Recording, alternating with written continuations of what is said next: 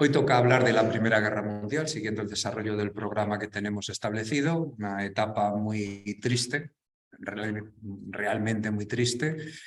En fin, os traigo aquí estas imágenes, pero sobre todo creo que os traigo el epílogo y la conclusión, a dónde puede conducir una barbaridad de estas características. Los temas que vamos a tratar son muy amplios, los voy a ir desarrollando, como luego os paso el vídeo con las diapositivas, vosotros luego lo podéis ver más tranquilamente, pero fijaros, quiero tratar con vosotros estos temas. El trasfondo político internacional como la base del conflicto. Hablaremos muy por encima de las condiciones materiales, cómo se había desarrollado aquella sociedad europea. En este libro de Macmillan, de Margaret Macmillan, que os traigo aquí, que luego leeré alguna cosilla, me parece magnífico. Fijaros, es un libro de bolsillo, como veis, es un libro que lleva como subtítulo, el título es 1914, como subtítulo de la paz a la guerra. Realmente aborda esta etapa, toda esta etapa que nosotros vamos a tratar de desarrollar aquí. Por tanto, ¿qué condiciones materiales se daban en aquella sociedad europea occidental del momento, tan pagada de sí misma, con una enorme confianza en sus posibilidades, con una estúpida complejo de superioridad, de que aquellas cosas, en fin, podían llevarse por el camino que terminaron llevándose? ¿Qué mentalidades había? ¿Qué discurso ideológico podía haber más o menos que pudiera justificar aquello? Esas mejoras militares que hicieron precisamente ese avance de aquella sociedad europea de la primera y segunda revolución industrial, que le dio esa preeminencia sobre el resto del orbe. El pacifismo, hubo personas que intentaron parar esta barbarie que se veía venir, pero que al final no pudieron. Ese panorama internacional en torno a 1900, ¿qué estaba sucediendo? La cuestión de Oriente, el Imperio Otomano, el hombre enfermo de Europa, que tantas veces me habéis oído invocar, repitiendo la frase que en su momento esgrimiera Nicolás I, el zar de todas las Rusias. La crisis de los Balcanes, irresoluta todavía, esa crisis de los Balcanes, África, el Caribe y Asia. Hemos tocado cosas de ellas cuando hemos hablado del colonialismo, recordarlo, cuando hemos hablado de Japón y China, de África, de la China y del propio Japón. El Imperio Otomano, una vez más, con tantos individuos, entidades jurídicas, estados, apeteciendo aquel enorme imperio que estaba carcomido y que se estaba descomponiendo y que se estaba desmigando, y que realmente los intereses de Gran Bretaña y de Francia también lo van a sostener hasta el final de la Primera Guerra Mundial. La política internacional, cómo entra Alemania en el juego interesado de las estrategias políticas, abandonando el sistema bismarckiano. De qué forma este Guillermo II, que es en fin, un personaje a tener en cuenta, pero que Macmillan se hace eco de una frase que creo que define quién era este Guillermo II. Y dice lo siguiente: pobre del país que tenga un niño por rey. Me parece que no se puede decir mucho más. Este Guillermo II, que era nieto de la reina Victoria de Inglaterra. Ya veréis luego la frase que publicó este Guillermo II en 1901, en el entierro de su abuela. Las iniciativas francesas, cómo Francia surge de Sedan como una paria internacional y cómo poco a poco, mediante este juego de alianzas y este juego de estrategias, termina consolidándose como una opción a tener en cuenta. La crisis de Tánger, esa crisis que en 1906 va a terminar en la conferencia de Algeciras, en una conferencia de Algeciras que a España le van a dar como premio de consolación, ha perdido las colonias, nos la acaba de comentar la profesora Maica Gordillo. Como premio de consolación le van a dar el protectorado sobre el norte de África, y esos militaristas y estos individuos con apetencias expansionistas frustrados tras la desaparición de las últimas colonias van a encontrar en el norte de África pues un lugar donde desarrollar un cierto imperialismo, rememorar esas viejas glorias imperiales y los intereses que ahí había, que de eso hablaremos el curso que viene, con los negocios de un tal Alfonso XIII y algunos otros más. Los futuros contendientes prueban sus fuerzas, la crisis de Bosnia, la crisis de Agadir y las guerras en los Balcanes, otra vez, una vez más, las causas de la guerra, la propia guerra en sí misma y las consecuencias de la guerra. El trasfondo político. El trasfondo político se puede decir que realmente Europa y los Estados Unidos, Occidente, pues ha marcado el paso de lo que es el desarrollo industrial. Un desarrollo industrial que les ha permitido estar a la cabeza de todos los avances y una Alemania que ha empezado después de Francia y, por supuesto, después de Inglaterra, pero que en el último tercio del XIX fundamentalmente ha recuperado el terreno perdido y está en condiciones de tutear a Alemania. Parte de todo este problema está en el antagonismo entre entre Gran Bretaña y Alemania.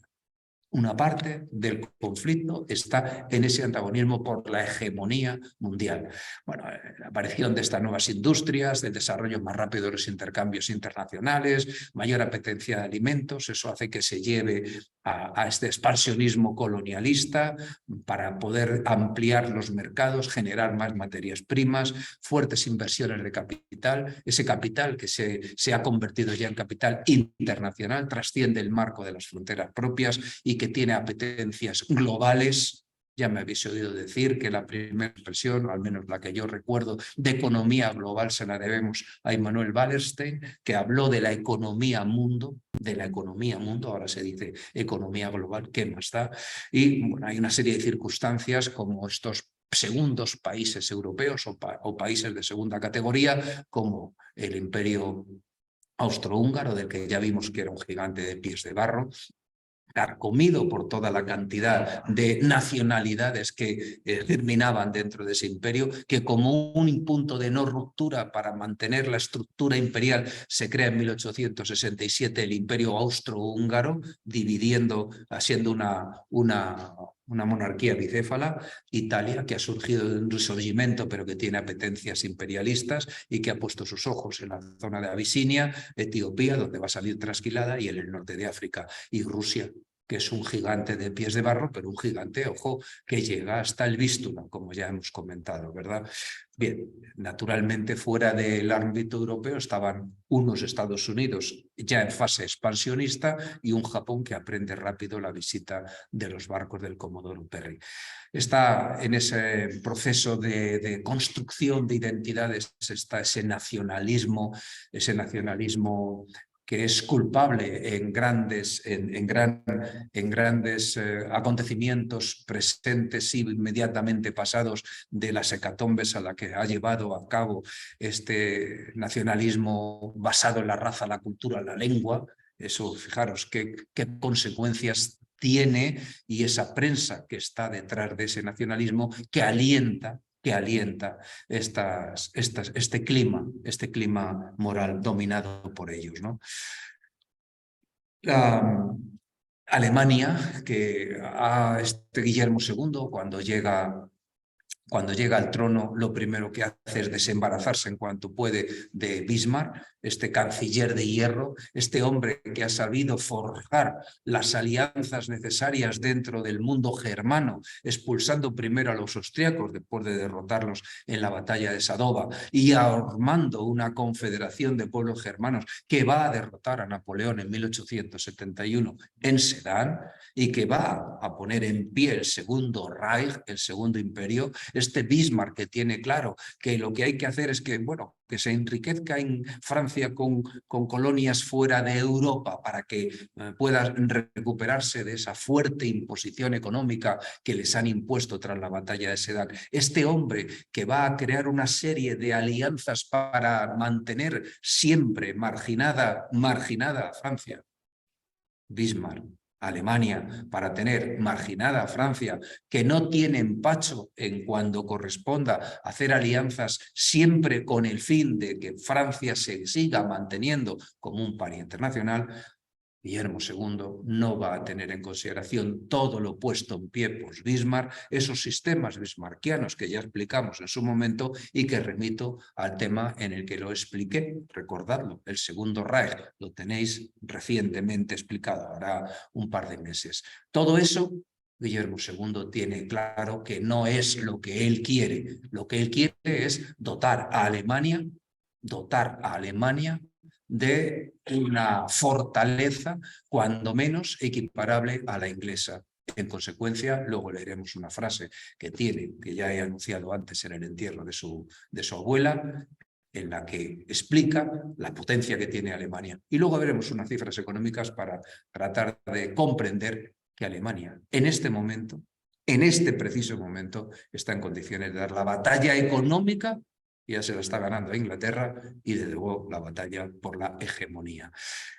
Guillermo II lo que va a hacer es desprenderse de Bismarck, se va a apoyar en gente como Bülow, un señor que va a estar detrás, el ideólogo de la guerra, va a tener como político, como jefe de gobierno, y va a tener detrás pues, gente como Moltke, como Hindenburg, todos estos militares prusianos que tienen, en fin, han sido capaces de poner en pie una maquinaria de guerra imbatible, imbatible, y se va a demostrar.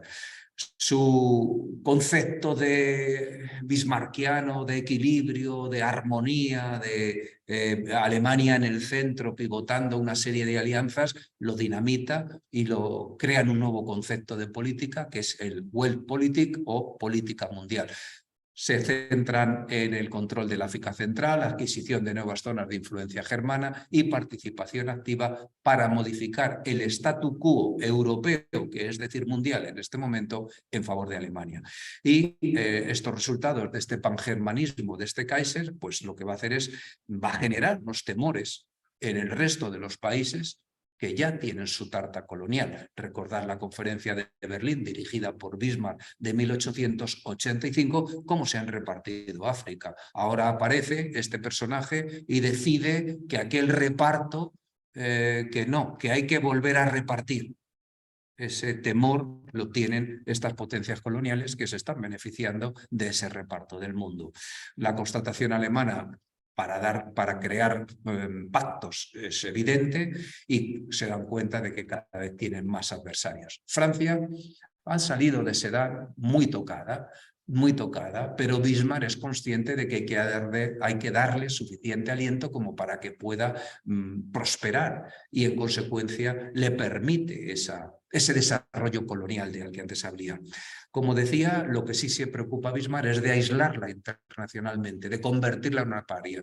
Y también hemos explicado en su momento, lo estoy recordando, de qué forma el desenlace del Segundo Imperio, la debacle del Segundo Imperio de Napoleón III, va a emerger poquito a poco, con bastante cuidado, pero con paso firme, una tercera república. Una tercera república que se va a consolidar y que ya para este momento no hay quien la discuta. Recordar la ley de separación Iglesia-Estado de 1905, por ejemplo, la Tercera República, el famoso episodio de Dreyfus, ya explicado. Simplemente lo estoy poniendo de contexto. Ese imperio otomano del que, en fin, los jóvenes turcos han dado un golpe de mano y han forzado al sultán a volver a una política nacionalista porque son conscientes del deterioro, de la degradación de los Balcanes, y eso va en perjuicio del imperio otomano, y ese imperio austrohúngaro del que ya hemos explicado que es un gigante de pies de barro y que tiene una bicefalia que realmente lo que es una suerte de confederación, en la medida en que en Hungría no se dan las mismas circunstancias de carácter constitucional y democrático que las que se dan en el territorio dependiente de Viena. En definitiva, como digo, pues tienen sus propias circunstancias y sus propios condicionantes. Luego se da la circunstancia que va asociada con las condiciones materiales que había explicado en la primera de las diapositivas, que es este desarrollo industrial tan feroz, tan dinámico, tan rápido, y en fin, que llega a crear una industria química que genera unos explosivos más potentes con menos carga. Unos fusiles, recordad que lo explicamos, fusiles de cerrojo, que ya han sustituido a aquellos fusiles de avancarga, fusiles de cerrojo, cañones más eficaces, los Schneider alemanes de 75 milímetros son imbatibles en este momento.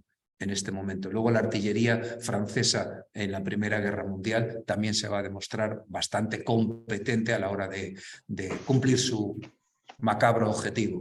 Esos cañones Schneider que los compra el ejército español y que los prueba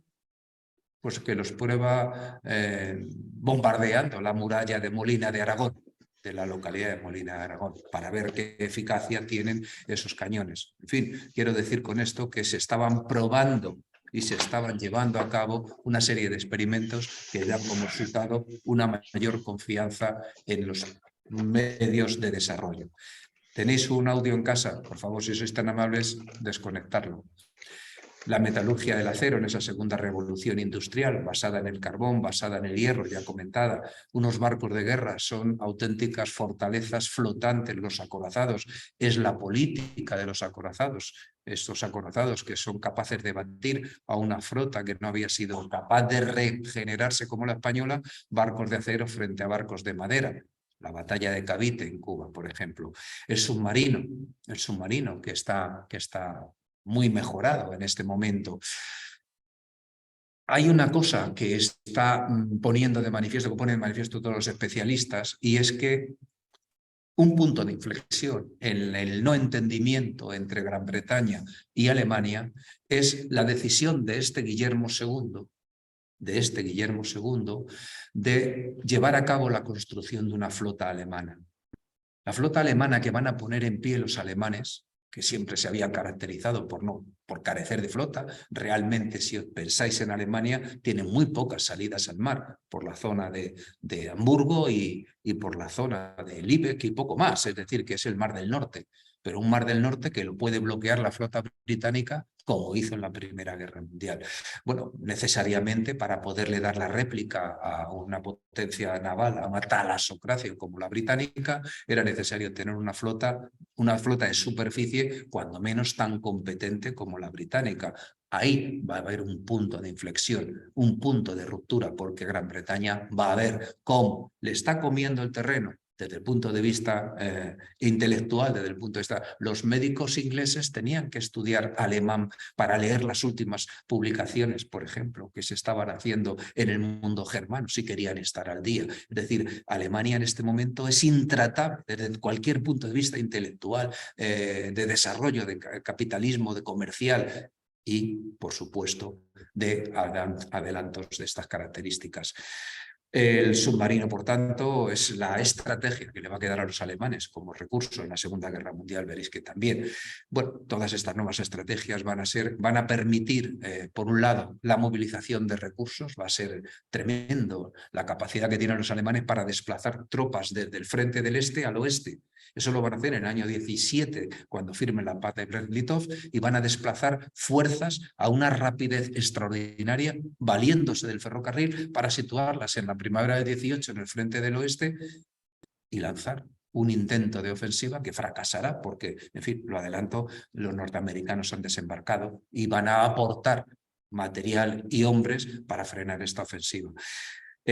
Por supuesto, los ejércitos de leva, esto es algo que, en fin, se pone en marcha tras la Revolución Francesa, y estos ejércitos de leva van a ser capaces de movilizar las reservas. Esto va a ser algo incontestable. Lo leeremos en el epílogo. El epílogo, la conclusión de la clase va a ser el epílogo del libro de Macmillan, que recomiendo leer. Naturalmente, todo esto dejó huella en ese presupuesto, en el presupuesto de los estados. Hay un intento de parar las cosas. Entre ellos se encuentra Alfred Nobel, el inventor de la dinamita, pero son gente que no se le escucha, no tiene predicamento. Incluso Theodore Roosevelt, Premio Nobel de la Paz en 1906, porque ha arbitrado, ha hecho un papel de mediador entre Rusia y Japón. Le dan este papel de árbitro. Unos Estados Unidos que en este momento va a usar mucho el recurso de la política del dólar, parte de la política del big stick, cuidado, no nos engañemos, sabía combinar ambas cosas. Primero amenazaba con el garrote, el big stick, y luego pagaba por eso. No nos engañemos. Así es como actuaban, y también, por supuesto, mediante la concesión de préstamos y arriendos. El resultado fue que, por un lado, hubo un fracaso total para organizar la paz, pero como logro se creó lo que hoy llamamos el Tribunal Internacional de La Haya, un tribunal de arbitraje al que los Estados Unidos no le ceden su soberanía. Siguen sin hacerlo, como tampoco Rusia, como tampoco China, por ejemplo. Está la cuestión de Oriente. ¿Qué decir de ahí? Lo hemos explicado cuando hemos hablado de Austro-Hungría, lo hemos explicado cuando hemos hablado del Imperio Otomano. Simplemente recordar. El Imperio Otomano se está descomponiendo ya desde el 18. Sigue siendo un gigante de pies de barro, enorme, tiene unas enormes extensiones de territorio y, en consecuencia, de hombres y de recursos. A 1687, si la memoria no me falla, está el tercer y último intento de asedio de Viena. Ya lo hemos comentado en su momento, lo estoy recordando, pero desde 1687, cuando el Papa crea una cruzada y Juan Sobieski, el último cruzado de Europa, rey de Polonia, se presenta al frente de tropas cruzadas y apoya al emperador austriaco para derrotar y levantar el asedio de Viena.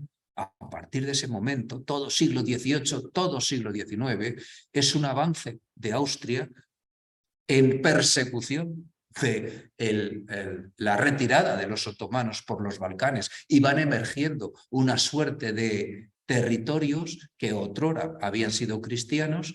Unos son de los eslavos del sur, los serbios, los croatas, unos son católicos, otros son ortodoxos, hay musulmanes, por supuesto, en Bosnia-Herzegovina, pero también van a emerger este conjunto de grupos étnicos que van a ir pidiendo primero su autonomía del Imperio Otomano y van a encontrar el apoyo en este Imperio Austro, luego desde 1867 austrohúngaro, pero sobre todo, va a ser un factor de desestabilización las apetencias rusas de extenderse hacia el Adriático, ya lo hemos comentado, y esas guerras para debilitar al Imperio Otomano en su beneficio, para tratar de situar la frontera rusa en el Adriático. No lo van a conseguir los zares monárquicos, pero lo va a conseguir el zar rojo, Stalin, que va a conseguir con la Unión Soviética situar la frontera mediante una serie de estados satélites en el Adriático. Bien, fijaros entonces que hay una política internacional que es recurrente en los estados, que tienen, no importa quiénes estén al frente de los mismos, tienen una geopolítica que intentar llevar a cabo.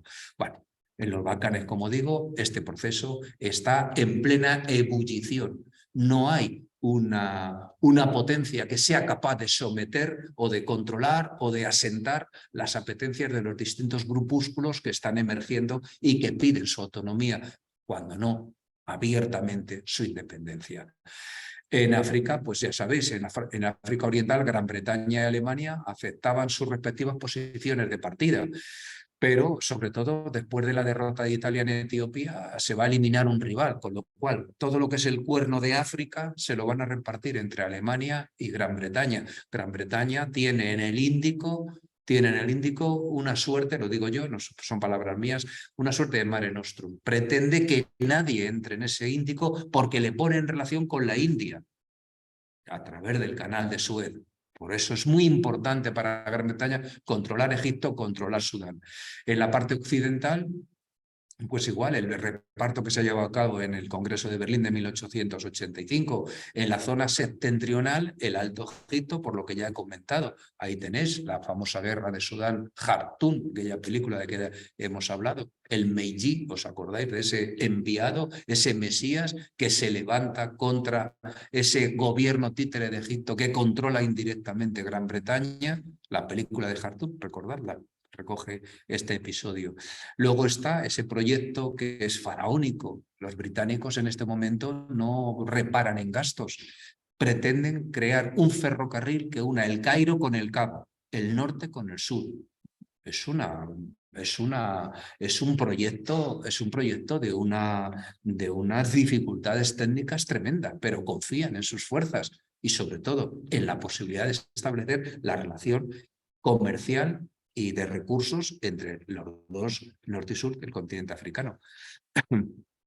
La zona meridional, una vez que han derrotado a los Boers, y encima ha aparecido oro en la zona del Transvaal, pues en fin, no hay quien lo discuta. Aquí tenéis este proyecto de ferrocarril, fijaros que se salvan, son capaces de salvar, la tecnología ya permite salvar estas fallas geológicas en la zona del África Central. Aquí tenéis a Cecil Rhodes, el que conquista Rhodesia para los británicos y crea una colonia, hoy es Zimbabue, pero que ha creado un territorio propio dirigido por este señor a título particular y puesto bajo la protección del Imperio Británico. Fijaros de lo que estamos hablando y mirad cómo lo vendían.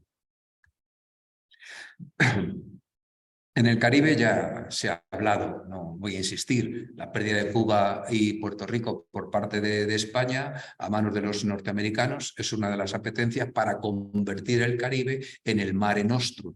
Mediante la política del Big Stick, lo que está haciendo los Estados Unidos es sustituir en aquellos lugares donde todavía Gran Bretaña tenía un cierto predicamento, sustituir el papel de Gran Bretaña. Y en Asia, lo hemos hablado el otro día a propósito de China y Japón, están en conflicto los británicos con los rusos porque los rusos pretenden llegar a la India a través del Asia Central, recordadlo,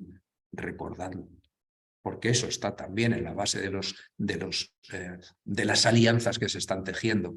El problema de China con una emergencia de un Japón, con una guerra de los boxers, con una imposición a los chinos para que 17 provincias quedaran controladas, concesiones administrativas y económicas en el territorio. En fin, dentro de todo esto, el Imperio Otomano también tiene sus capacidades de desarrollo. Quiere crear un ferrocarril que ponga en relación, fijaros, Constantinopla con Bagdad, porque todo lo que hoy identificamos como Irak, como la península arábiga en definitiva, Arabia Saudí, estos Emiratos, gracias. Estos Emiratos, eso no existía, existían desde el punto de vista de identidad, sí, pero no eran entes políticos, no eran entes jurídicos. Todo eso estaba bajo control de los otomanos, databa del siglo XVI. Los otomanos llegan a enfrentarse con los portugueses en el 16 en la zona de Hormuz, cuando los portugueses están abriendo la ruta que llega por el Índico hasta Calicut y pone en relación la pimienta que se genera en la zona de las Molucas con el mercado europeo, ya lo hemos comentado también. En fin, el Imperio Otomano, como antes he dicho, es un gigante de pies de barro. Si ya desde el 17, segunda mitad del 16-17, ya tiene que comprar tecnología en la Europa de aquella época, que tiene un mayor desarrollo tecnológico que el propio Imperio Otomano, en este momento ya es que la dependencia es total y absoluta. Depende de los bienes que compra y depende también de las inversiones que hace. Y ahí quien ha metido mucho capital va a ser Francia. Y quien va a meter también mucho capital va a ser Alemania. En consecuencia, las relaciones de dependencia de este Imperio Otomano son muy fuertes. Y evidentemente Gran Bretaña no quería a los alemanes en Irak, así que cuando se oye hablar de que el capital alemán pudiera desarrollar el ferrocarril hasta Irak, como antes he dicho, en la ruta hacia la India, no, Alemania tiene Gran Bretaña tiene muy claro que Alemania, a pesar de que se identifican como pueblos germanos y están todos muy contentos de ser germanos, etcétera, etcétera, ya los hemos explicado cuando hablamos del darwinismo social, recordadlo, cuando hablamos de los Estados Unidos y de la política del destino manifiesto, etcétera, etcétera, bien, estaban muy contentos ante terceros, porque entre ellos los antagonismos se van a dar y van a abocarse y se van a ver en las trincheras. Rusia no quería que nada favoreciese a los turcos porque apetecía extenderse a costa de los turcos, sobre todo, fundamentalmente, el objetivo de Rusia, a ver si os suena, es el control de los Dardanelos. Lo que quiere Rusia es tener una salida expedita al Mediterráneo. Y lo que quieren los occidentales es evitarlo. No sé si os suena. Ahora también. Vale, bien. Así que Bülow y Holstein, que son los primeros ministros de los que se vale Guillermo II cuando ha despedido a Bismarck, pues van a ponerse a la faena. ¿De qué manera conseguir dar una serie de pasos para que las iniciativas alemanas prosperen en beneficio de Alemania? Esos pasos son los que tenéis aquí. En 1895-99 forjan una alianza antibritánica. Así que hay que atraerse a Rusia y a Francia. Eso es lo que hay que hacer. Estos nuevos amigos van a presionar de forma conjunta contra Japón, que es esa potencia emergente que les puede amenazar en el Extremo Oriente. Alemania va a apoyar a los armenios contra los turcos. Eso beneficia a Rusia, porque debilita a los otomanos. El apoyo a los Boer en África del Sur les va a apoyar porque como son descendientes de holandeses, bueno, pues hablan una suerte de habla germana. En consecuencia, apoyando a estos Boer, están debilitando a los británicos. Y el ferrocarril este de Constantinopla a Bagdad, en intento de involucrar a Francia, pero los galos van a recelar. Eso lo pretenden los alemanes. Los alemanes están intentando hacer todo esto, pero los franceses son enemigos seculares de los germanos y los germanos de los franceses. Es una constante hasta la construcción de la Unión Europea y que nos dure. De 1899 a 1902, lo que va a hacer Alemania es girar su bloque de interés y hace una alianza con los británicos. Lo que están pretendiendo es llevar a cabo pues, una alianza del mundo germano, estos germanos que se consideran también los ingleses. Macmillan lo explica aquí muy bien, magníficamente bien, cómo se sentían de germanos los ingleses. Y bueno, Gran Bretaña lo que va a hacer es vivir una etapa en la que empieza a ver que ya no es la hegemonía del mundo y necesita de alguien fuerte. Luego leeremos una frase del Kaiser Guillermo II. Bueno, y naturalmente, fijaros, no tienen empacho en repartirse, en decidir repartirse las colonias portuguesas si Portugal entra en bancarrota. Como va a entrar en bancarrota, no va a haber problema. Luego están las iniciativas francesas. Se ha convertido de un paria internacional, ha consolidado su posición en toda Europa y en el mundo, y en consecuencia está en condiciones ya de tratar de tú a estos otros potencias emergentes. Tiene detrás una potente industria. Ha llevado a cabo a Napoleón II, se embarcó en un proceso de libre comercio del laissez-faire. En 1856 firmó 56-60, ahora no recuerdo exactamente bien. Me parece que fue en 1856, el pacto de libre comercio con Gran Bretaña, que abrió un canal la industria francesa, pero la abrió un canal, pero la modernizó, porque los franceses lo que hicieron fue aprender de unas nuevas técnicas e invertir en industria y empezaron a producir, con lo cual la industria francesa es muy potente, sigue siendo potente y además autónoma y propia. Bueno, pues esta Francia ya se ha convertido en una potencia y como se ha convertido en una potencia está en condiciones de ir creando una suerte de espacio propio y para eso se va a apoyar en Italia.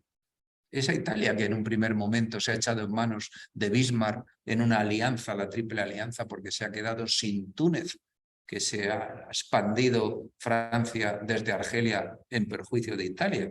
Ahora, en cambio, pues van a firmar un acuerdo comercial, se van a dar garantías mutuas, van a acordar que para Francia Marruecos y la Tripolitania, una parte de Libia, será para Italia. Italia, la Tripolitania, Libia, si es que en este momento depende del Imperio Otomano. Pero no importa, el Imperio Otomano ya no existe. Existe, sí, jurídicamente, existe.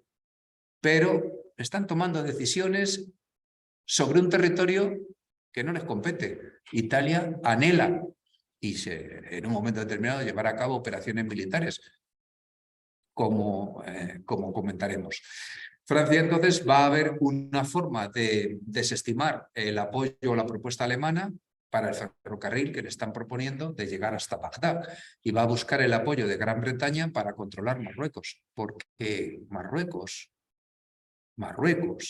es, pensad en el mapa del norte de África, si tiene control sobre Argelia desde 1830 y desde 1865 aproximadamente se ha expandido hacia Túnez en perjuicio de las apetencias del Risorgimento, de la Italia del Risorgimento, que piensa que Túnez es la continuación propia de Sicilia y por tanto les corresponde a Italia, lo que va a hacer es expandirse hacia el oeste de Marruecos, porque hacia el este está el Imperio Otomano y está Egipto, y ahí tropezaría con Gran Bretaña. Luego le queda crecer hacia el oeste, por eso tiene esas apetencias hacia Marruecos.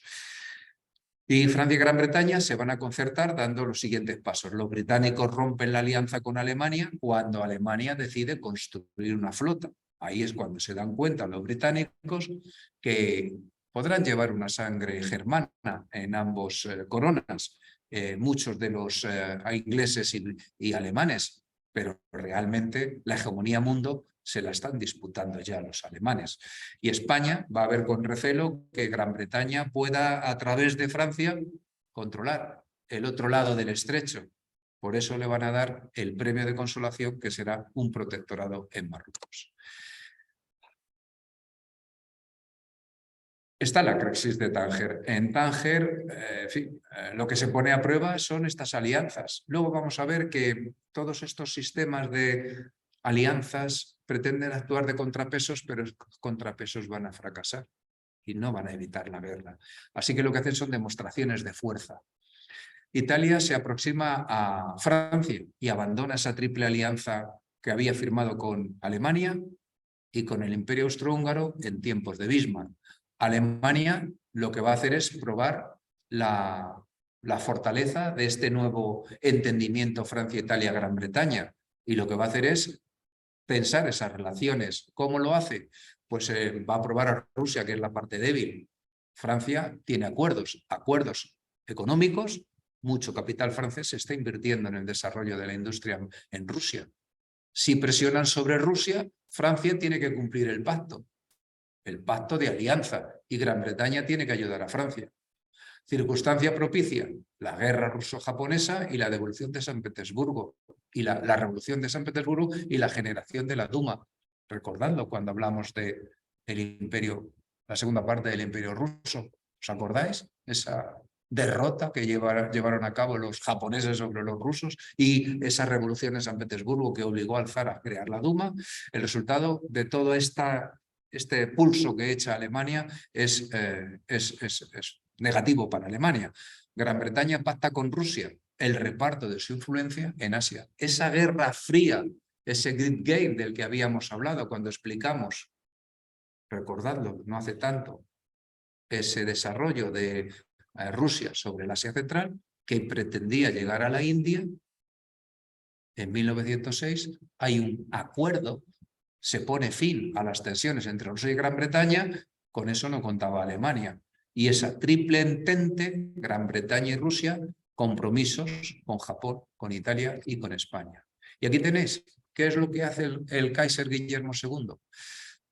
Pues a forzar la situación se presenta en Tánger. En este momento Marruecos es un punto de inestabilidad total. Hay un sultán, el Al-Azid, que está disputándole el trono un individuo que se llama Al-Azid. Se parecen bastante. Unos con H y otros con H muda y el otro sin H muda. Uno con F y el otro es sin F. ¿Qué más da? No importa, tenéis el nombre puesto.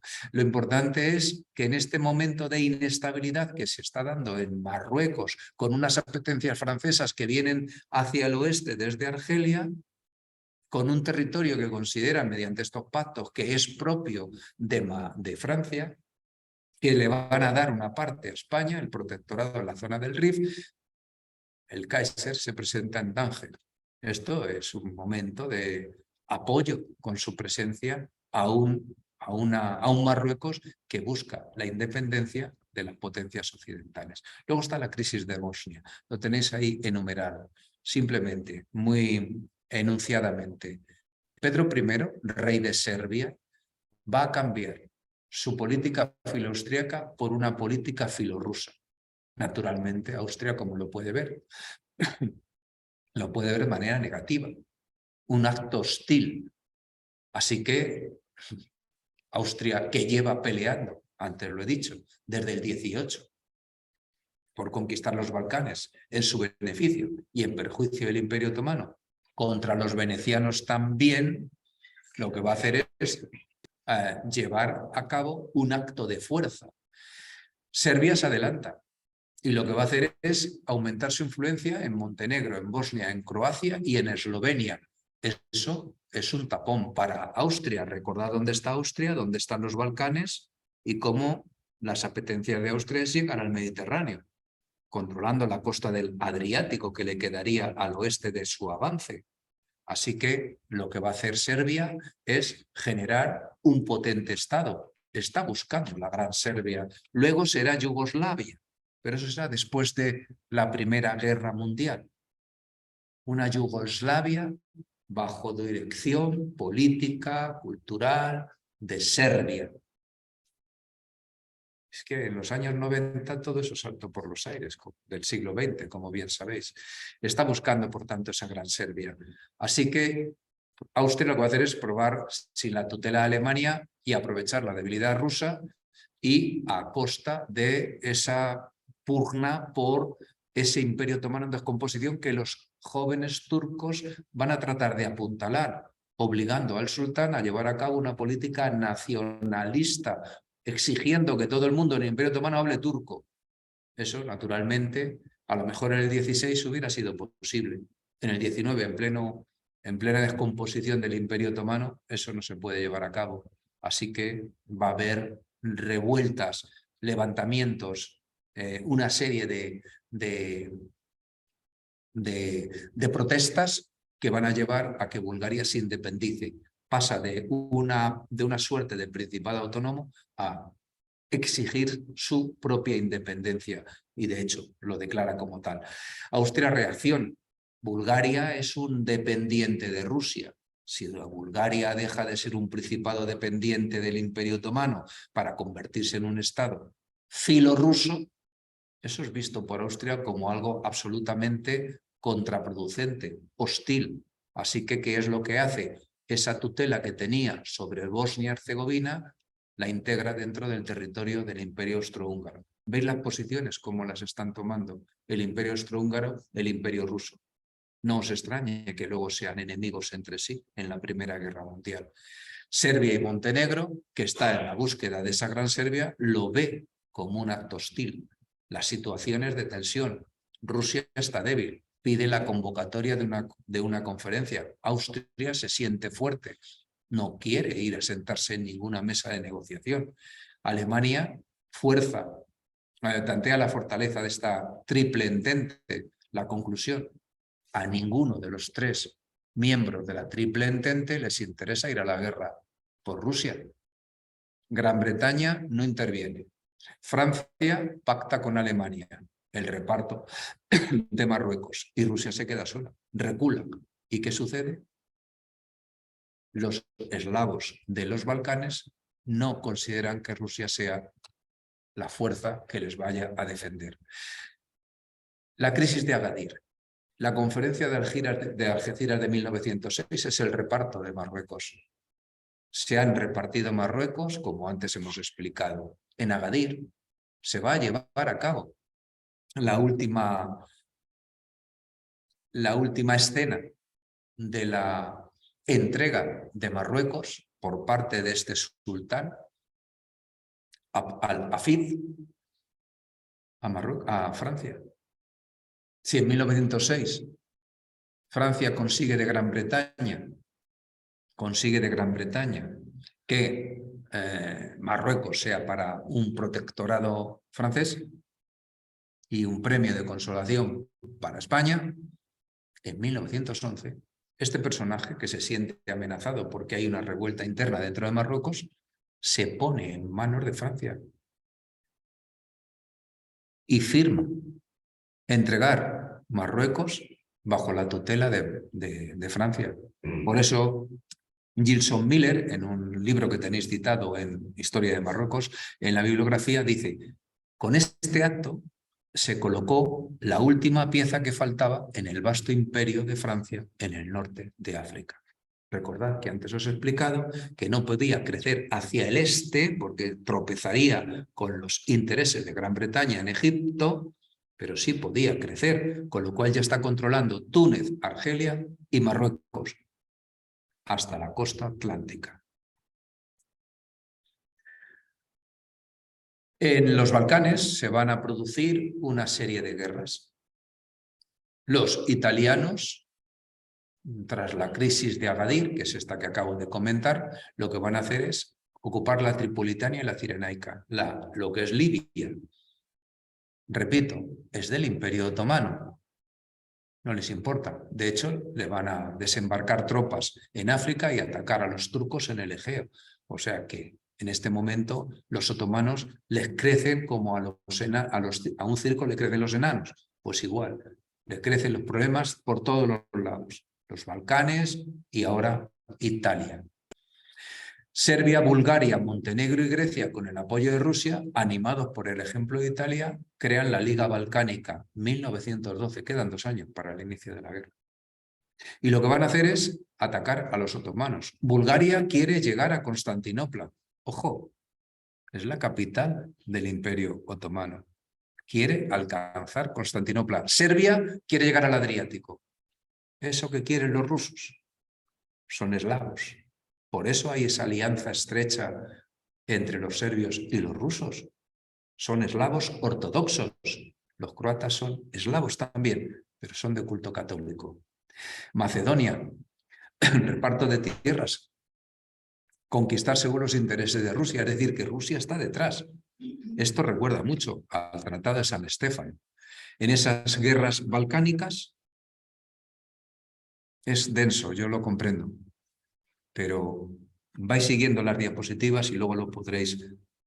En esas guerras balcánicas, pues lo que se va a hacer es frenar lo que están consiguiendo en el campo de batalla estos países que acabo de mencionar. ¿A quién no le interesa que el Imperio Otomano se descomponga?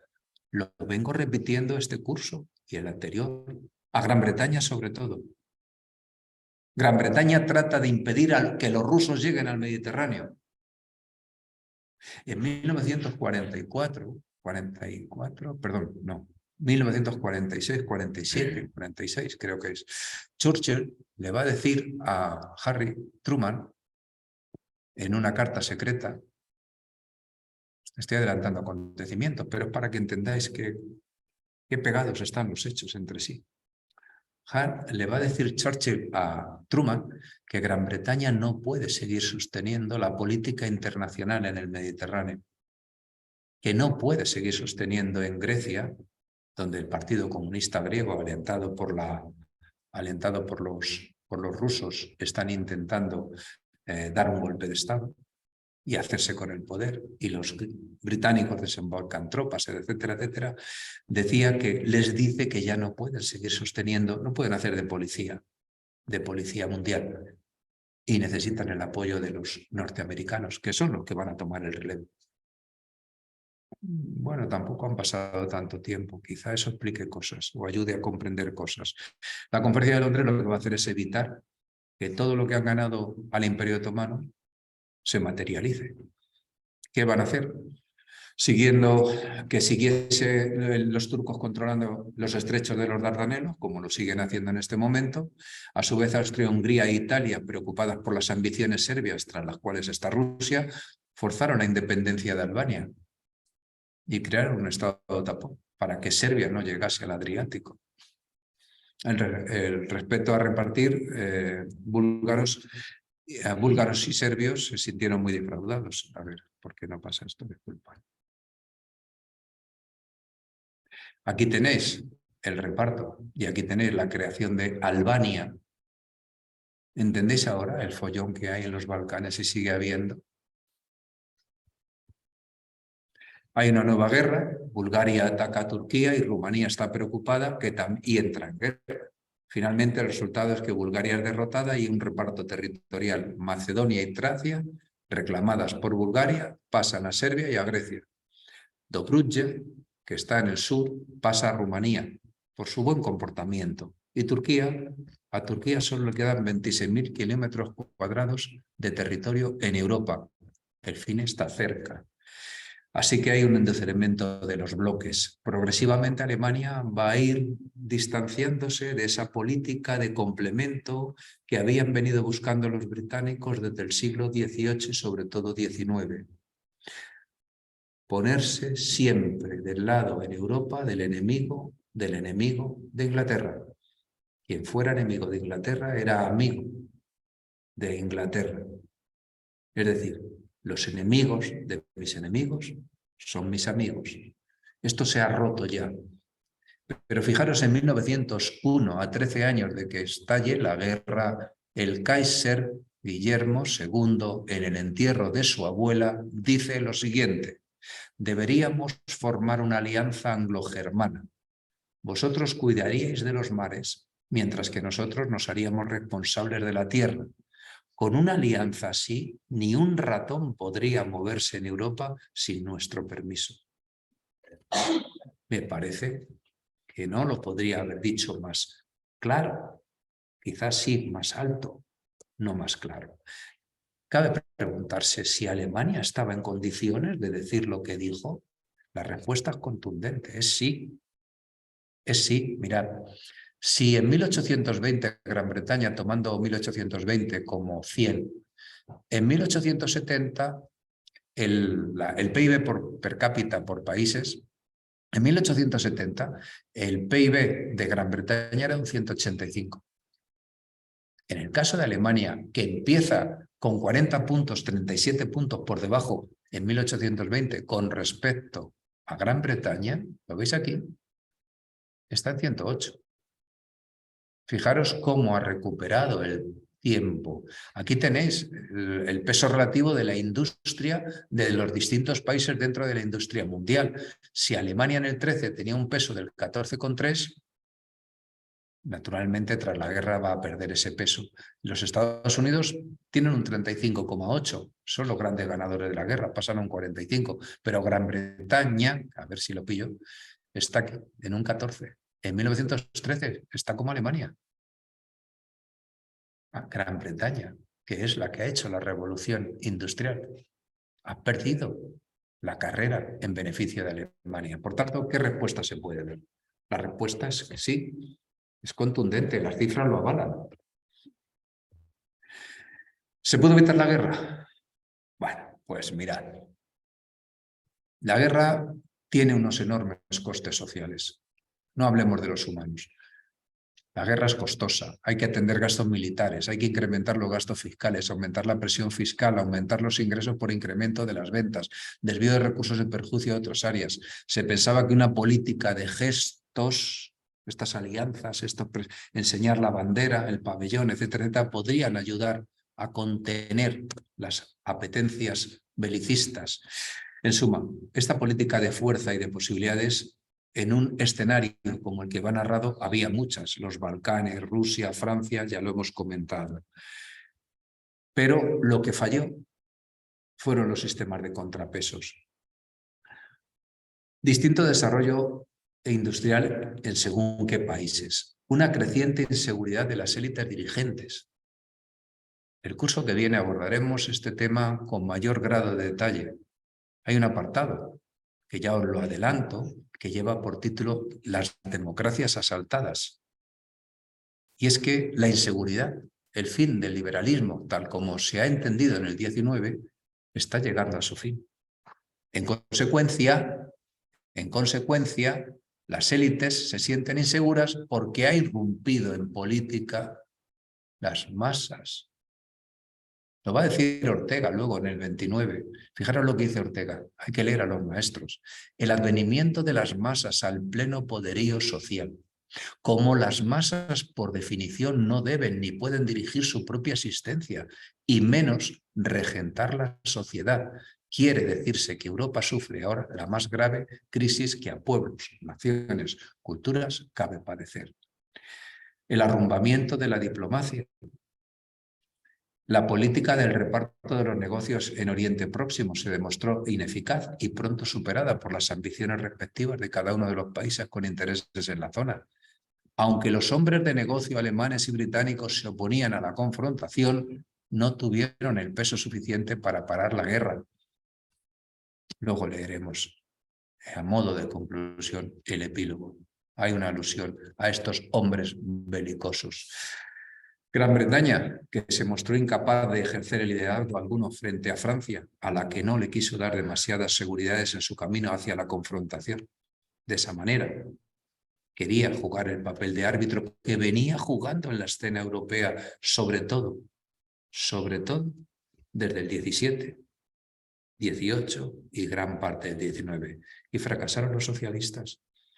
Eran contrarios a la guerra. Jean Jaurès, ya lo he comentado, fue asesinado por un nacionalista francés. Los socialistas alemanes se aprestan a ir a la guerra.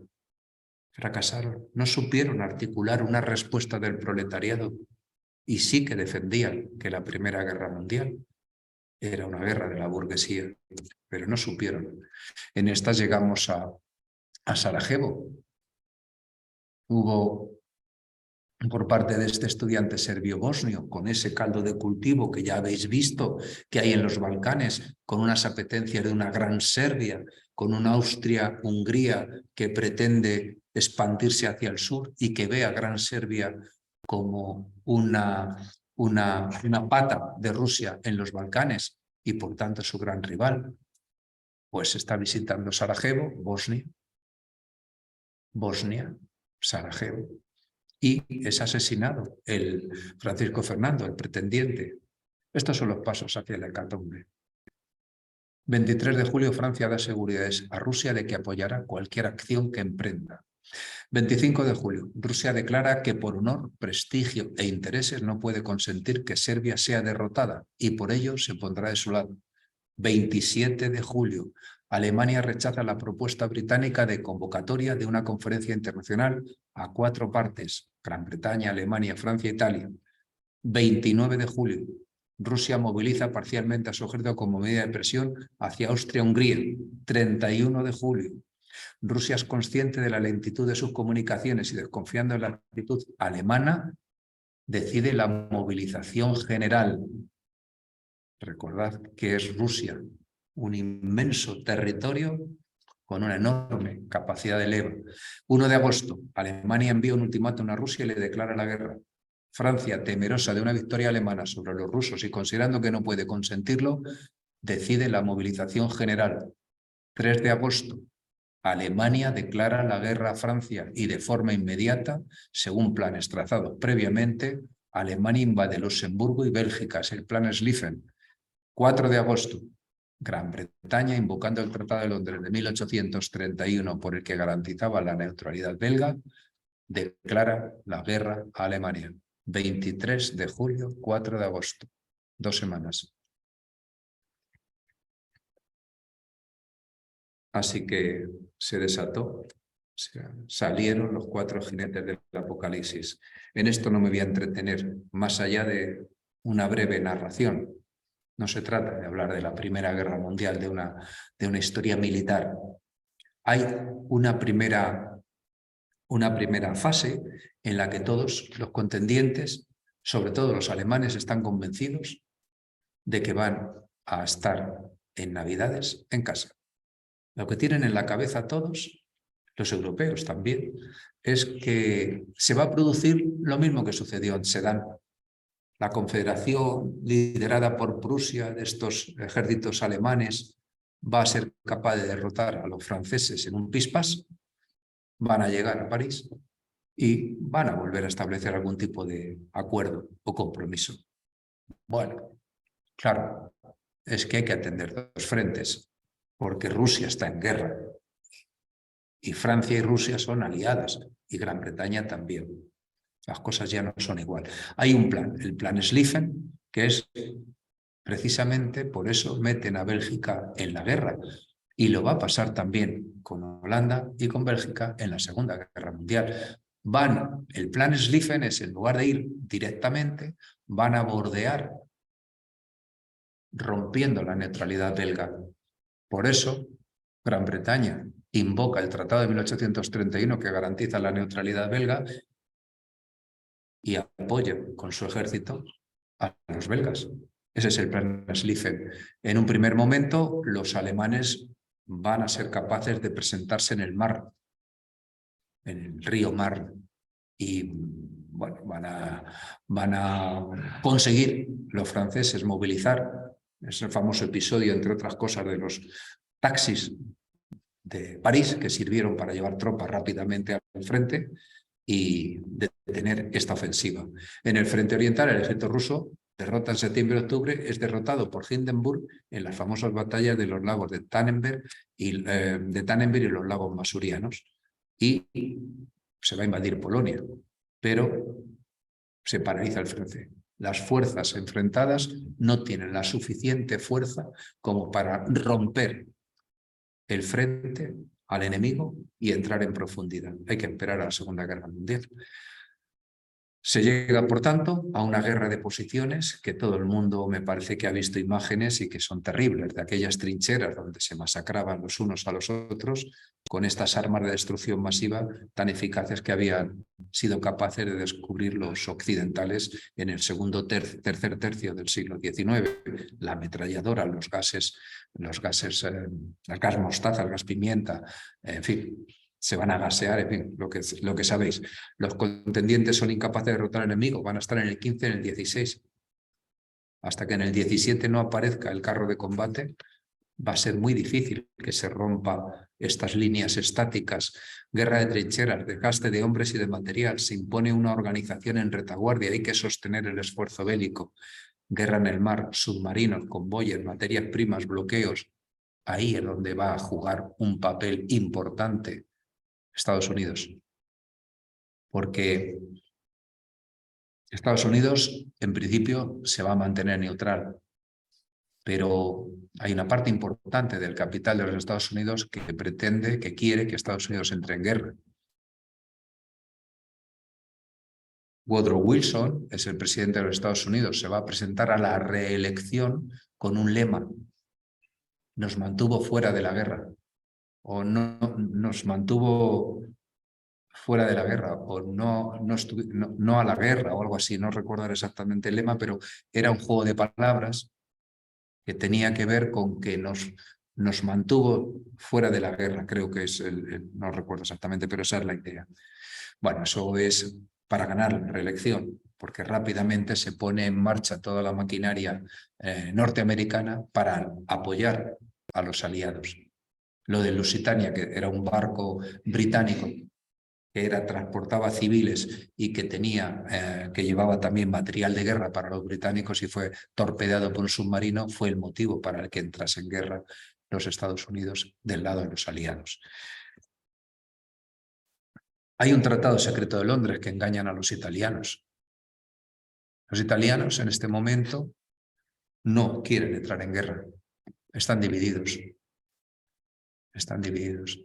Hay una campaña de prensa muy importante para no entrar en guerra, pero a las autoridades italianas les engañan porque hay una Italia irredenta, esa Italia que en el Risorgimento no ha sido capaz de integrar en la zona de la costa de Dalmacia, en la zona del Véneto, de la zona de Trieste, etcétera, etcétera. Esa es la Italia irredenta que reivindican estos nacionalistas italianos. Y jugando con sus apetencias, les van a ofrecer los aliados que si entran del lado en guerra contra Austria-Hungría, contra los imperios centrales, les van a reconocer esa Italia irredenta que reclaman. Los austriacos también les han intentado, los imperios centrales les han intentado poner de su lado, pero no ofrecen tanto como este tratado secreto. El resultado es que Italia entra en guerra, no está preparada.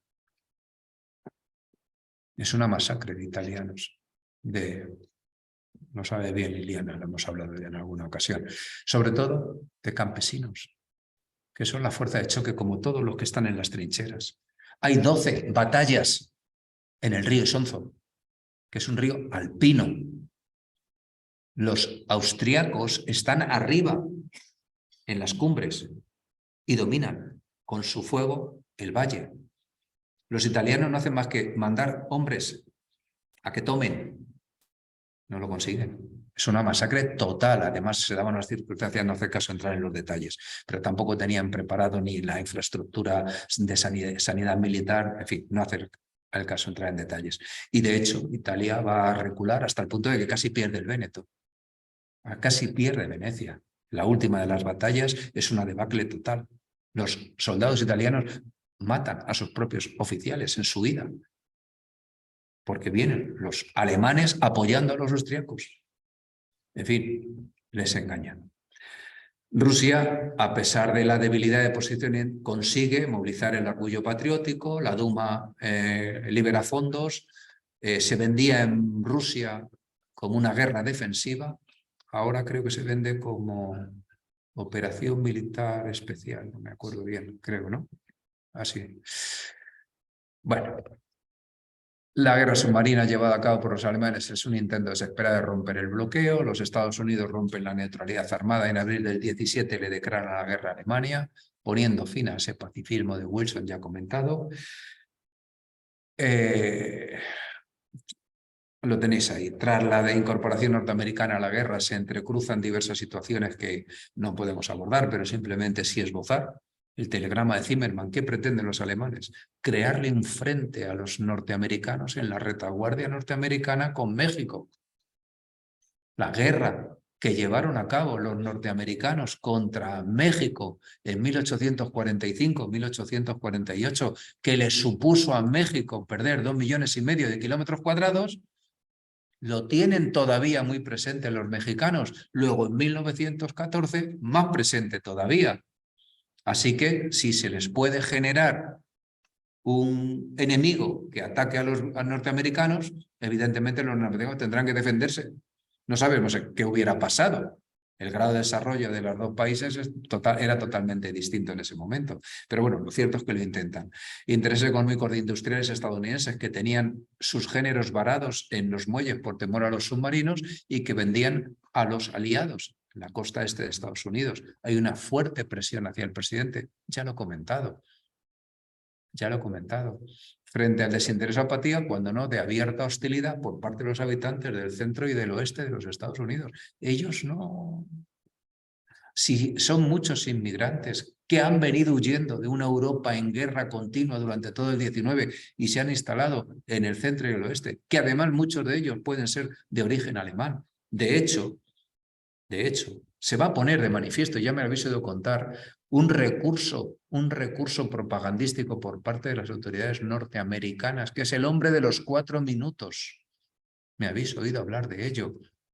Es ese hombre al que le pagaban para que en el descanso de las películas que eran mudas en aquel entonces en el cine, en un lapsus de 4 minutos, la argumentara por qué era necesario que los Estados Unidos entraran en guerra.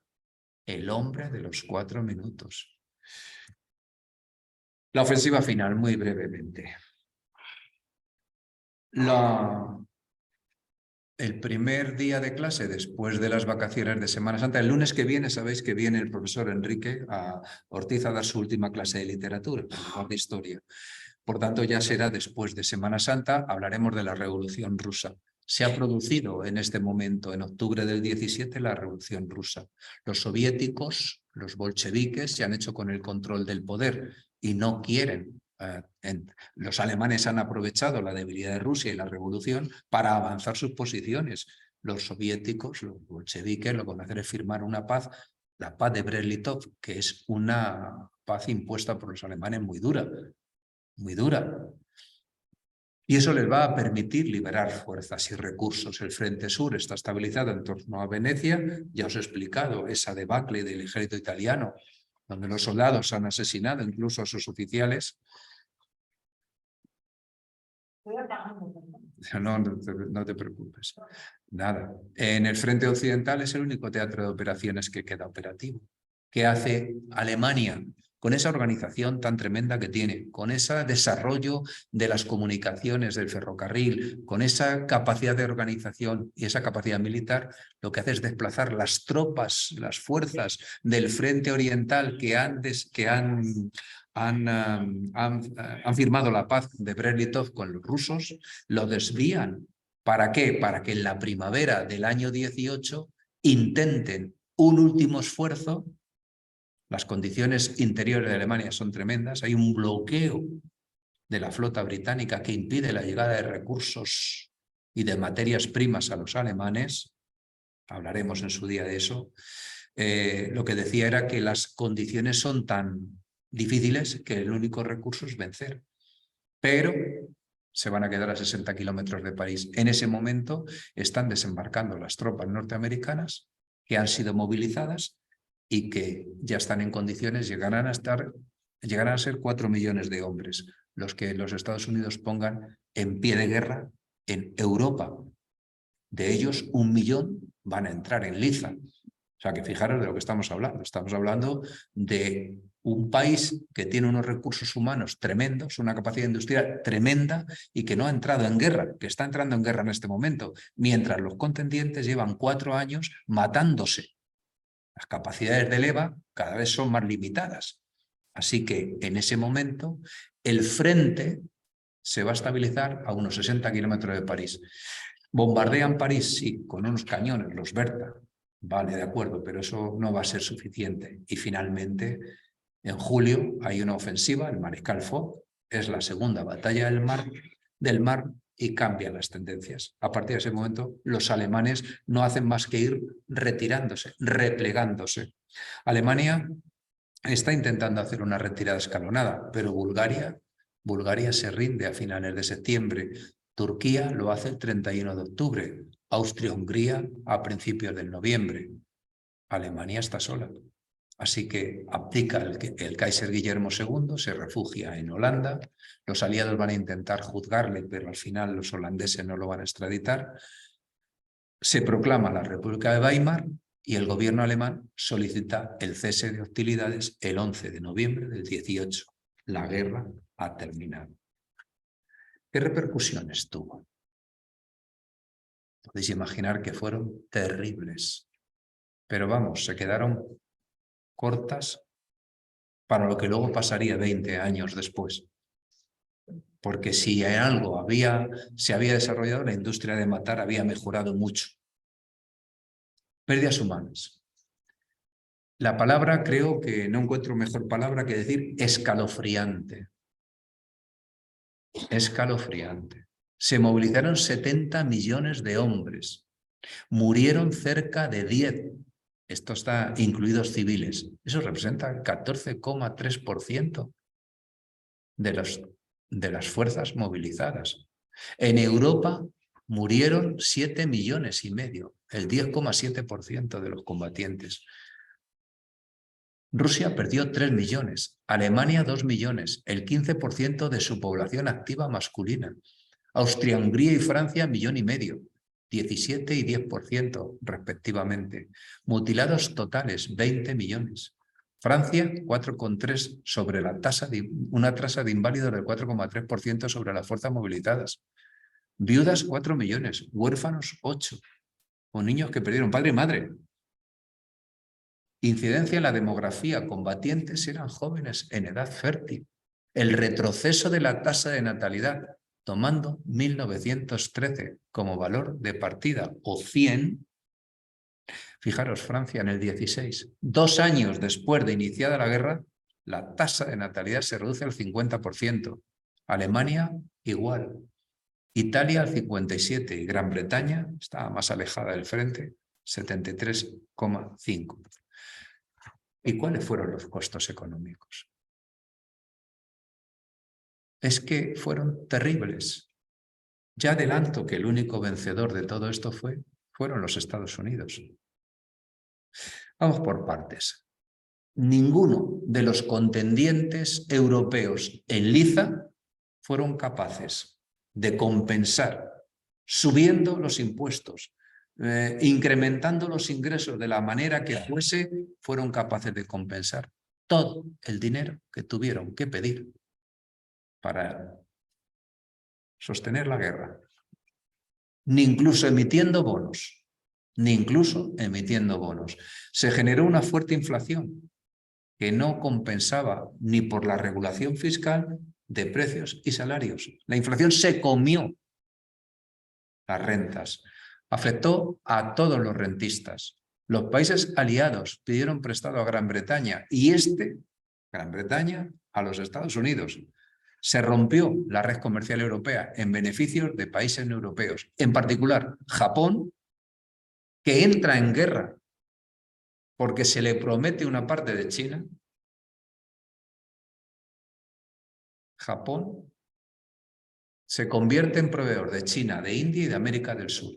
Brasil y Argentina, que compraban bienes industriales a Gran Bretaña, a Europa en general, pasan a producir maquinaria pesada. En India, la familia Tata, o Tata, no sé cómo se pronunciará, y el grupo de ricos parsis, que son unos oriundos de Persia, indios oriundos de Persia desde el siglo X, se convierten en motores generadores de grandes empresas, siderurgia, manufacturas, etc. Ya no están produciendo solo lino y algodón que la Compañía de las Indias Orientales compra y trae aquí. No, se convierten. ¿Por qué? Porque estos contendientes han sustituido mantequilla por cañones. La famosa frase, cañones por mantequilla. Estados Unidos es el que hace el gran negocio. Duplicó su PIB y su renta nacional. Pasó de deudor de los europeos en el año 14, les debía 4.000 millones por las inversiones que hacían los países europeos en Estados Unidos, a ser acreedor. En 1919 era acreedor de 10.000 millones de dólares. Fijaros qué saldo, de -4 a +10. Hay un diferencial de 14. Pasó de exportar 2.000 millones a 6.000 millones. Lo contrario, lo descrito, sucedió con los países beligerantes. Alemania fue la gran perdedora. Eso no cabe la menor duda. Tenedlo muy presente, porque aquí, en el Tratado de Versalles de 1919, se sientan las bases de la guerra del 39-45. En Europa pierde Alsacia y Lorena, que se le reintegra a Francia. Renania queda ocupada por franceses y belgas como garantía de que va a pagar la deuda que se le va a imponer. Renania es una zona muy rica y tiene carbón, la cuenca del Ruhr. Prusia Occidental, la Alta Silesia y Posen son integradas en una renacida Polonia, que en este momento nadie la apoya y se echa a la calle para lograr su independencia de los rusos. Danzig. ¿Os suena Danzig? Allí empieza. Ciudad libre bajo control de la Sociedad de Naciones. En África, Gran Bretaña y Francia se quedaron con todo, excepto el África suroriental, que se queda integrada dentro de la Unión Sudafricana, que la controlan los británicos. O sea que también. Y en el centro, lo que pierde Alemania lo ganan los belgas, el Congo belga. En el Pacífico, Japón se quedó con las islas al norte del Ecuador. Australia recibió el mandato de esa Sociedad de Naciones que está por hacerse, de Nueva Guinea y las Salomón, luego sería motivo de cruentas batallas en la Segunda Guerra Mundial, y Japón recibió la mitad de las concesiones que tenían en China los alemanes. Económicas, Alemania tuvo que pagar una fuerte indemnización. Fueron 250.000 millones de marcos oro, 33.000 millones de dólares, de 1919. Militares, se le prohibió tener un ejército. Se le permitió tener una fuerza de 100.000 hombres sin material pesado, ni aviones. Una especie de fuerza militar para sostener a una república de Weimar que están haciendo en este momento de las cenizas del Segundo Reich. Además, nacieron las siguientes naciones en Europa. Finlandia, a costa de Rusia. Estonia, Letonia, Lituania. ¿Os suena? Checoslovaquia. Se inventan un nuevo estado. Checos y eslovacos, que luego, cuando tuvieron oportunidad, se separaron. Polonia. Todo ello lo crean los occidentales con el fin de crear un cordón sanitario para evitar la expansión comunista. Las consecuencias fueron tremendas. En los Balcanes, reino de serbios, croatas y eslovenos, desde 1929, Yugoslavia. reajustes fronterizos. Rumanía gana zonas húngaras y rusas. Cuando tú vas por Hungría, todavía te explican algunos guías, al menos a mí me lo explicaron, que hay zonas que son húngaras y que están bajo territorio rumano y que son apetecidas por los húngaros. Repito, que nos dure mucho la Unión Europea. Grecia creció a costa de Turquía, que quedó reducida a Constantinopla y el Asia Menor. Italia recibió Trieste y algunas islas dálmatas, nuevos territorios en la zona de Oriente Medio, Francia, Siria y el Líbano, y Gran Bretaña, Palestina e Irak. Todo concedido por esa sociedad de naciones, que es el precedente de las Naciones Unidas, bajo el eufemismo de los mandatos. Aquí tenéis la bibliografía, pero a modo de conclusión de la clase, permitidme que lea el epílogo, una parte del epílogo de Margaret Macmillan. Mirad, dice lo siguiente. El 4 de agosto se abatió sobre Europa lo que Theodore Roosevelt llamó el gran tornado negro. Como una súbita tormenta de verano, la guerra tomó a muchos por sorpresa, aunque al principio pocos intentaron escapar de ella. Para algunos europeos constituyó un alivio, la espera había terminado, e incluso un consuelo el ver a sus sociedades unificadas. El movimiento europeo por la paz se deshizo por las costuras nacionales, que siempre habían estado ahí. Y a lo largo y ancho del continente, los socialistas unieron fuerzas con los partidos de la clase media y alta para votar abrumadoramente a favor de los créditos de guerra. Un socialista alemán sentía que, comillas, la terrible tensión se había resuelto. Uno podía por primera vez en casi un cuarto de siglo sumarse de todo corazón, con la conciencia limpia y sin sentirse traidor, al coro arrasador y tempestuoso que cantaba Deutschland, Deutschland über alles. Es las primeras estrofas del himno alemán, que significa Alemania, Alemania sobre los demás. Winston Churchill no era, o en modo alguno, el único que se sintió eufórico ante aquel drama. Comillas, mi amor, le escribió a su esposa, todo tiende a la catástrofe y al derrumbe. Yo me siento curioso, dispuesto y feliz. ¿No es horrible estar hecho de esta madera? La mayoría de los europeos, hasta donde se sabe, quedaron simplemente estupefactos ante la rapidez e irrevocabilidad con que se había acabado la larga paz de Europa. Aceptaron la llegada de la guerra con resignación y sentido del deber, convencidos de que sus países constituían el bando inocente, atacado por amenazadoras fuerzas extranjeras. Sigo leyendo. Las advertencias de expertos como Ivan Bloch y el propio Moltke, o los de pacifistas como Bertha von Stanner y Jean Jaurès, de que las ofensivas militares llevarían a otros tantos impasse en los que ningún bando sería lo suficientemente fuerte como para derrotar al otro, en tanto las sociedades agotaban sus recursos, tanto de hombres como de municiones, quedaron olvidadas, al menos de momento, cuando las potencias europeas marcharon a la guerra. La mayoría de la población, desde los dirigentes hasta los ciudadanos comunes, supusieron que sería corta, como la guerra franco-prusiana, por ejemplo, en la que en menos de 2 meses los ejércitos de la Alianza Germana lograron la rendición de Alemania. El que los combates se prolongaran debido a que el pueblo francés se sumó a la lucha era otra cuestión. Los expertos en finanzas, tanto los banqueros como los ministros del ramo, daban por sentado que la guerra tendría que ser breve. La interrupción del comercio y la incapacidad de los gobiernos para pedir préstamos por la desaparición del mercado internacional de capitales acarrearían una bancarrota inminente que imposibilitaría a las partes beligerantes continuar combatiendo. Como había advertido Norman Angell en su libro La Gran Ilusión, en 1909 lo publicó, incluso si Europa fuese tan necia como para ir a la guerra, el caos económico y la miseria resultante obligarían rápidamente a las naciones combatientes a negociar la paz. Lo que pocos comprendían, aunque sí el propio Bloch, era que los gobiernos de Europa tenían una capacidad nunca antes probada. pero considerable, para extraer recursos de sus sociedades mediante los impuestos, la administración de sus economías o la liberación de hombres para el frente utilizando a las mujeres como mano de obra. Y los propios europeos poseían un estoicismo y una obstinación que los mantendrían luchando durante los largos años siguientes, pese a las pérdidas terribles y cuantiosas.